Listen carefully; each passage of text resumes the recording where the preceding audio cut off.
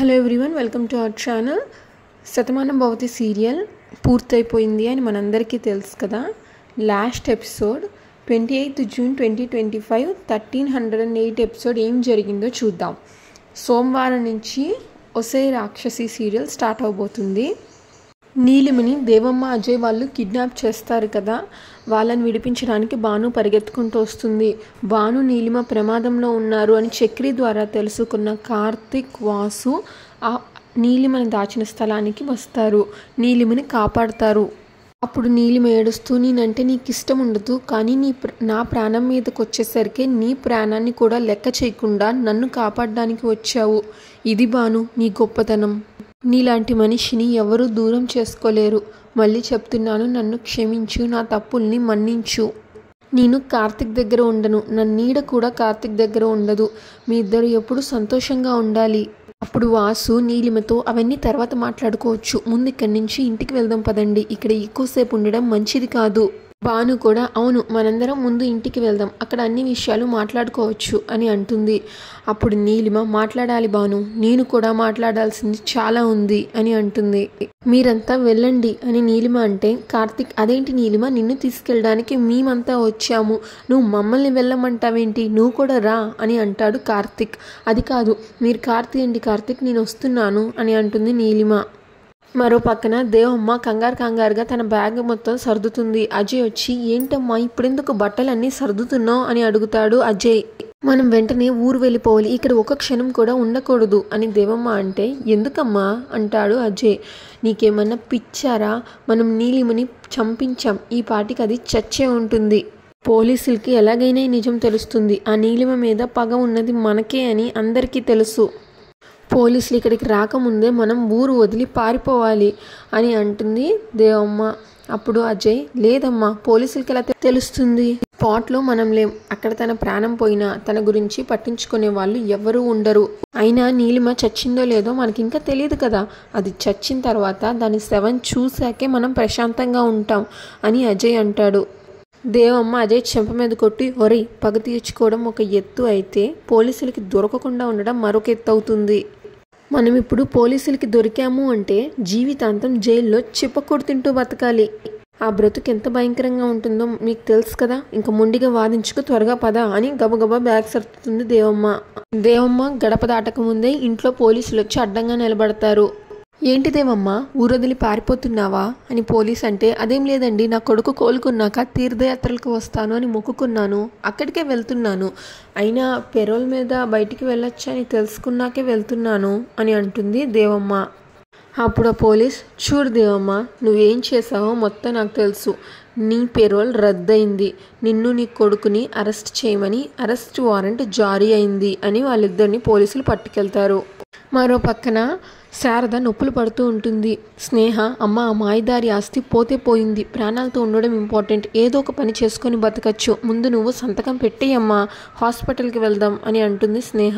శారద, లేదే, ఇప్పుడు నేను సంతకం పెట్టానే అనుకో, ఒక్క సంతకంతో మనం కోటీశ్వరులు అయ్యాం, ఇప్పుడు అదే సంతకంతో మనం బికారులం అవుతాం, మళ్ళీ ఇంత జరిగాక మనం ఇంట్లో కూడా ఉండలేము, నేను సంతకం పెట్టను అని అంటుంది శారద.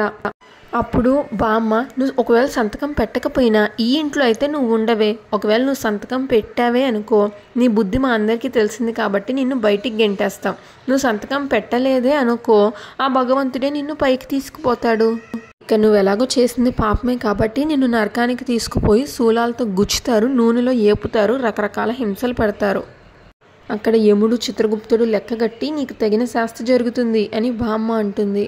ఊర్మిళ, అమ్మమ్మ తన అసలుకే బాధతో మెలికలు తిరుగుతుంటే నువ్వు ఇంకా ఇలా భయపెట్టడం మంచి పద్ధతి కాదు అమ్మమ్మ అని అంటుంది. అప్పుడు మనోహర్, ఏంటి ఊర్మిళ ఇంకా వీళ్ళ మీద జాలి చూపిస్తున్నావా, నీకు తెలియకుండా నీ చేత సంతకాలు పెట్టించుకోవడం మంచి పద్ధతా చెప్పు, ఎదుటి వాళ్ళ ఆస్తి మొత్తం కొట్టేయాలి అని అనుకోవడం మంచి పద్ధత, వీళ్ళకి బుద్ధి రావాలి, అలానే ఉండని వీళ్ళని అంటాడు మనోహర్. పార్దు కూడా, అవునత్తయ్య, ఇలాంటి వాళ్ళకి తగిన శాస్తి జరగాల్సిందే, కావాలనే కదా ఆస్తి రాయించుకున్నారు, ఇప్పుడు ప్రాణమే ఉండదు, ఇంకా ఆస్తి ఏం చేసుకుంటారు, పేదరికంలో పెరిగింది కోటీశ్వరాలుగా పోతుంది, అంతకు మించి ఒక్క రూపాయి కూడా తను ఖర్చు పెట్టుకోలేదు అంటాడు పార్దు. లోగా భాను, నీలిమ, కార్తిక్, వాసు వస్తారు. భాను ఏంటన్నయ్య ఏం జరిగింది అని అడిగితే, శారద అంతా నా కర్మమ్మ, మీ అన్నయ్య నాకు ఇచ్చిన కాఫీలో ఏదో మందు కలిపాడు. అప్పటి నుంచి నా కడుపులో కవ్వం పెట్టి తిప్పినట్లు అవుతుంది. కడుపు నొప్పితో చచ్చిపోతున్నాను. ఇలానే ఉంటే పోతాను అని చెప్తున్నాడు. హాస్పిటల్కి మాత్రం వెళ్ళనివ్వట్లేదు. అప్పుడు నీలిమ, అదేంటి పార్దు అలా చేస్తున్నావు? పెద్దమ్మ కడుపు నొప్పితో ఇబ్బంది పడుతుంటే హాస్పిటల్కి ఎందుకు వెళ్ళనివ్వట్లేదు అని అడుగుతుంది నీలిమ. అప్పుడు పార్దు నీలిమతో, చూడు నీలిమ, మీ పెద్దమ్మ ఏమీ తక్కువ తినలేదు. ఆఫీస్ పేపర్లో ఆస్తి కాగితాలు పెట్టి అత్తయ్య చేత సంతకం పెట్టించుకొని ఆస్తి మొత్తం తన పేరున రాయించుకుంది అనగానే నీలిమ కోపంగా చూస్తుంది వాళ్ళ పెద్దమ్మ వంక. ఇలాంటి వాళ్ళకి ఇలాంటి బుద్ధే చెప్పాల్సింది అని పార్దు అంటాడు. భాను, ఏంటి ఆస్తి మొత్తం రాయించుకున్నారా? ఎప్పుడు అని అడుగుతుంది భాను. అప్పుడు శారద, చెప్పే సమయం లేదు భాను, ఇంకొద్ది క్షణాల్లో నా ప్రాణం పోతుంది. ముందు నన్ను హాస్పిటల్కి వెళ్ళనివ్వండి, బతికొచ్చాక మొత్తం వివరంగా చెప్తాను అంటుంది శారద. భాను, అన్నయ్య ప్రాణం పోతుంటే ఏంటిది, అసలేంటిదంతా, ముందు ఆమెనైతే హాస్పిటల్కి తీసుకెళ్ళు అని అంటుంది భాను. పార్దు, చూడమ్మా, ఇలాంటి వాళ్ళని జాలిపడి వదిలేస్తే రేపు మనందరం రోడ్డున పడతాం. ఎవరు ఏం మాట్లాడకండి, ఆవిడ అలాగే ఉండాలి, సంతకం పెట్టి వెళ్ళమను అంటుంది పార్దు. బామ్మ కూడా, వస్తే శారద, నువ్వు హాస్పిటల్కి వెళ్ళినా నువ్వు పోయినా మాకే సంబంధం లేదు అని సంతకం పెట్టాలి. ఆ సంతకం ఏదో నువ్వు ఇక్కడ పెడితే నా మనవడు నువ్వు బ్రతికేలాగా ఏదో ఒక మందిస్తాడు అని అంటుంది బామ్మ. ఇప్పుడు నువ్వు సంతకం పెట్టలేదే అనుకో, ఇంకా గొడవే లేదు, రేపటికి నువ్వు చచ్చి 2వ రోజు అవుతుంది అని బామ్మ అంటుంది. ఇంకా శారద భయపడిపోయి కంగారుగా సంతకం పెట్టేస్తుంది. శారద. పార్దు ఆ పేపర్లను తీసుకెళ్ళి మనోహర్కి ఇస్తాడు. ఇంకా మంచినీళ్ళు ఇవ్వండి ప్లీజ్ అని స్నేహ అంటే పార్దు మంచినీళ్ళు తీసుకొచ్చి శారదాకి ఇస్తాడు. మంచినీళ్ళు తాగి శారద, కడుపు నొప్పి తగ్గడానికి ఏదో మందిస్తాను, మంచినీళ్ళు ఇచ్చావేంటి బాబు అని అంటుంది. అప్పుడు పార్దు, ఇంకొక 5 నిమిషాలు కానీ మీరు సంతకం పెట్టకుండా ఉండుంటే మీ కడుపు నొప్పి తగ్గిపోయి ఉండేది. నేను ఇచ్చిన మందు వల్ల కేవలం 1/2 గంట మాత్రమే నొప్పి ఉంటుంది, అందుకే మీ చేత సంతకం పెట్టించడానికి అంత తొందరపడ్డాను అంటాడు పార్దు. మీకేం కాదు, నీళ్లు తాగితే తగ్గిపోతుంది అని అంటాడు పార్దు.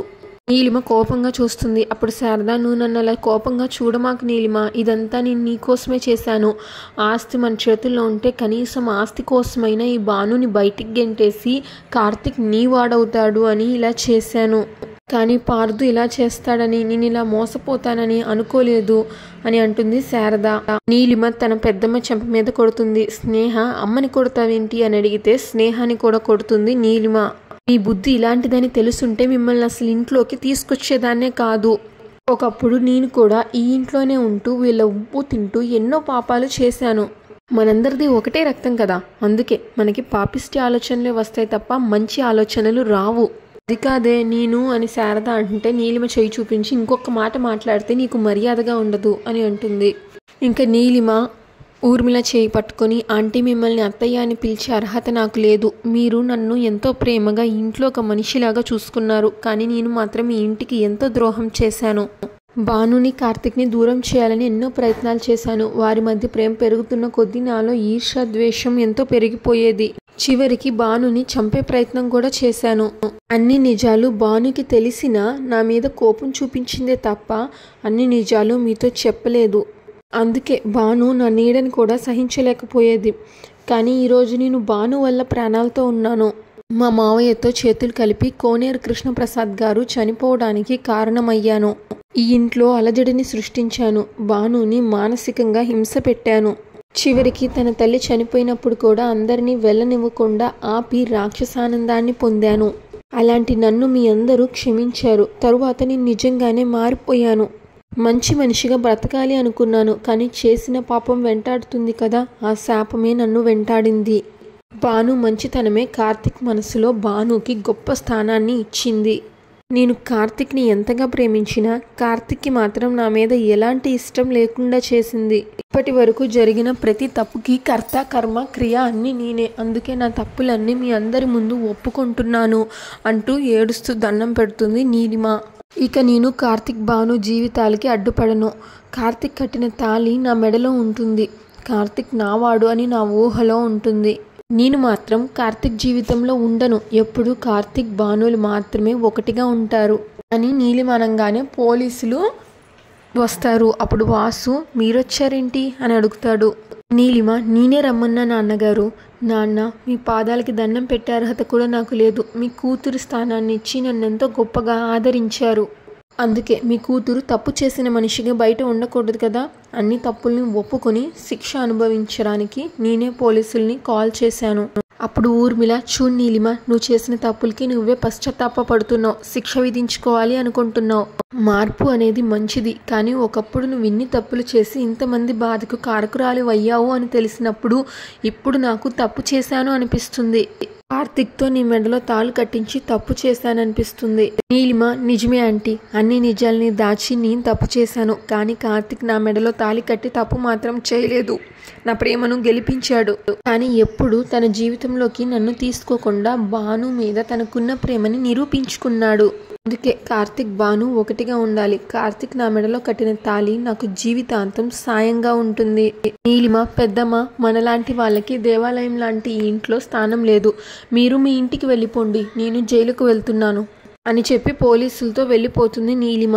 వెళ్ళిపోయేటప్పుడు నీలిమ భానుతో, భాను నా వల్ల అందరికంటే ఎక్కువగా ఇబ్బంది పడింది, నరకాన్ని చూసింది నువ్వు. నీ కన్నీళ్లను చూసి నేను ఎన్నోసార్లు నవ్వుకున్నాను. నీ కష్టాన్ని చూస్తే నీకు ఇలాగే అవ్వాలి అని పండగ చేసుకున్నాను. కానీ ఈరోజు నిజమైన ప్రేమే గెలుస్తుంది.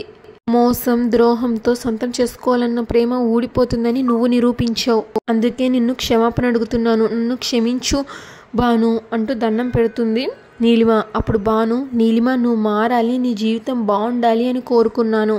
నువ్వు మారావు, నీ జీవితం తప్పకుండా బాగుంటుంది అని భాను అంటుంది. ఇంకా శారద కూడా, మేమెవరో తెలియకపోయినా ఒక్క మాట కూడా అడగకుండా మీ ఇంట్లో ఆశ్రయం ఇచ్చారు. కానీ మేము మీ ఇంటికి ద్రోహం చేయాలనుకున్నాం, ద్రోహులుగా మిగిలిపోయాం. అందుకే తలెత్తి క్షమాపణ చెప్పి తలదించి మీ ఇంటి నుంచి వెళ్ళిపోతున్నాం అని చెప్పి వెళ్ళిపోతారు. బామ్మ అమ్మయ్య, ఇన్ని రోజులకి ఇంటికి పట్టిన శని విరగడైంది, అన్ని సమస్యలు తీరిపోయాయి అని అంటుంది. మళ్ళీ మన కుటుంబం మామూలుగా ఉండి ఇంకా ఏ ఇబ్బంది ఉండకూడదు అని బామ్మ అంటే వాసు కూడా అవునమ్మా ఇంకా ఏ ఇబ్బంది ఉండదు. నీలిమ కూడా తన తప్పు ఒప్పుకుని జైలుకి వెళ్ళిపోయిందిగా, ఇంకా ఈ ఇంట్లో సంతోషమే తప్ప బాధ అన్న మాటకి తావే ఉండదు అని వాసు అంటే మనోహర్ కూడా ఎన్నో రోజుల తర్వాత వర్షం వెలిశాక సూర్యుడిని చూసినట్లుగా ఇప్పుడు మన ఇంటిని చూస్తున్నట్లు ఉంది నాకు అంటాడు మనోహర్. ఇన్ని రోజులు ఏదో ఒక అలజడితో లేనిపోని భయాలతో ఉండేది, కానీ ఇప్పుడు అన్నీ పోయి సంతోషాలు వస్తాయి అన్న నమ్మకం నాకు వచ్చింది అంటాడు మనోహర్. భానుని అప్పుడు ఊర్మిళ ఇదంతా నా కోడలు గొప్పతనం అండి అని అంటే వాసు కూడా నా బంగారు తల్లే అంతా చేసింది అని అంటాడు. తనెప్పుడు అందరూ కలిసి ఉండాలి, అందరూ బాగుండాలి అని కోరుకుంటుంది. అందుకే దేవుడు తనకి అండగా నిలబెట్టాడు, తన ద్వారా మన కుటుంబాన్ని నిలబెట్టాడు అని ఊర్మిళ అంటుంది. అప్పుడు ఊర్మిళ వాసుతో అన్నయ్య ఈ ఆనందం అందరికీ గుర్తుండిపోయేలాగా మనందరం కలిసి ఒక ఫోటో తీసుకుందాం అని అంటుంది. పార్దు అవునత్తయ్య, ఇదంతా ఎప్పటికీ మనకు ఒక మంచి మెమొరీ లాగా ఉండాలి, ముందు మనందరం ఒక ఫోటో తీసుకుందాం అని అంటాడు. కార్తిక్ కాదు ఇన్ని రోజుల తర్వాత ఇంట్లో నిజమైన ఆనందం ఉంది, మనందరం ముందు పెద్దవాళ్ళ ఆశీర్వాదం తీసుకుందాం అని అంటాడు. ఇంకా పార్దు చాందిని జంట కార్తిక్ భాను జంట వాళ్ళ ఇంట్లో పెద్దవాళ్ళకి నమస్కరించుకుంటారు పాదాలకి. ఇంకా వాళ్ళందరూ శతమానం భవతి అంటూ ఆశీర్వదిస్తారు. ఇప్పుడు మనందరం గ్రూప్ ఫోటో తీసుకుందామని కార్తిక్ అంటే చాందిని ఆగండి, అసలు మన ఇంటి యువరాణిని మర్చిపోయాం, పడుకున్నట్లుంది, నేను వెళ్ళి తీసుకొస్తాను అని చాందిని పాపని తీసుకొస్తుంది. ఇంకా కార్తిక్ సెల్ఫీ స్టిక్ ఒకటి తీసుకొచ్చి ఫోటో తీస్తాడు. అప్పుడు ఊర్మిళ ఇన్ని రోజులు మా అందరినీ శతమానం భవతి అంటూ దీవించిన మీ అందరికీ శతకోటి నమస్కారాలు తెలియజేసుకుంటున్నాం. మమ్మల్ని అందరినీ ఇంతలా ఆదరించిన మీ అందరికీ ఆ భగవంతుడి దయ వల్ల మంచి జరగాలి అని కోరుకుంటున్నాను. నాకన్నా చిన్న వాళ్ళందరికీ శతమానం భవతి అంటూ దండం పెడితే శుభం అని పడుతుంది. శతమానం భవతి సీరియల్ పూర్తయింది. రేపటి నుంచి అదే టైంలో వచ్చే రాక్షసి సీరియల్ పెడతాను, మీరు తప్పకుండా చూస్తారని భావిస్తున్నా. Thanks for watching. Please subscribe to my channel.